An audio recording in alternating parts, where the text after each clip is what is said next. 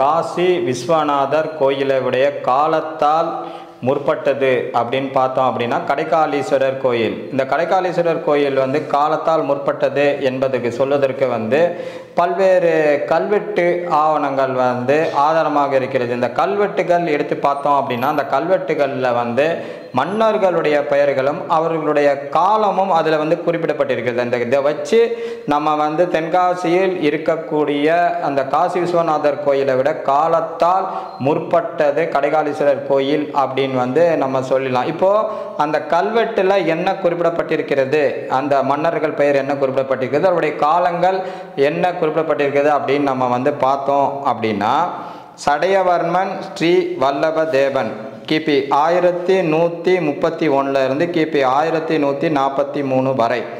முதலாம் சடையவர்மன் குலசேகரன் கிபி 1162 இருந்து கிபி 1177 வரை. முதலாம் மாரவர்மன் சுந்தர பாண்டியன் கிபி 1216 இருந்து கிபி 1244 வரை. முதலாம் மாரவர்மன் குலசேகர தேவன் இவருடைய காலம் அப்படின்னு பார்த்தோம் அப்படின்னா கிபி 1268 இருந்து கிபி 1318 வரை. நான்காம் சடையவர்மன் குலசேகர தேவன் கிபி 1279 இருந்து கிபி 1309 வரை. முதலாம் சடையவர்மன் பராக்கிரம பாண்டியன் கிபி 1315 இருந்து கிபி 1350 வரை. முதலாம் மாரவர்மன் பராக்கிரம பாண்டியன் இவருடைய காலம் அப்படின்னா கிபி 1335 இருந்து கிபி 1363 வரை. இதில் இருக்கக்கூடிய அந்த 7 இடைக்கால பாண்டியர்கள் கல்வெட்டை மையமாக வச்சு நம்ம வந்து தென்காசியில் இருக்கக்கூடிய காசி விஸ்வநாதர் கோயிலை விட கடைக்காலீஸ்வரர் கோயில் முற்பட்டது அப்படின்னு வந்து சொல்லலாம். இது மட்டும் இல்லை, இதை தவிர்த்து நிறைய கல்வெட்டு சான்றுகள் இருக்கு. அழகன் பெருமாள் பராக்கிரம பாண்டியன் குலசேகர தேவன் கிபி 1162 கிபி 1177 வரை. சடையவர்மன் சீவலப்ப பாண்டியன் கிபி 1534 இருந்து கிபி 1543 வரை.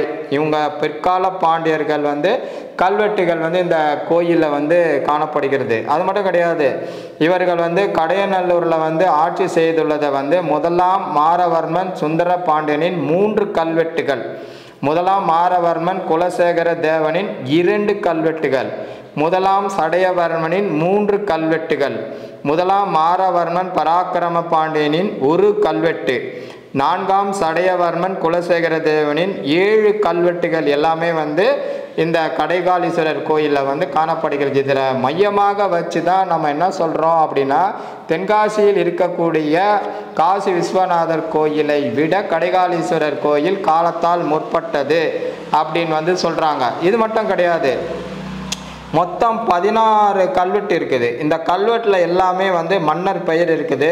அவர்கள் ஆட்சி செய்த ஆண்டும் வந்து இந்த கல்வெட்டில் வந்து குறிப்பிடப்பட்டிருக்கிறது. இதை வச்சும் நம்ம வந்து சொல்கிறோம்.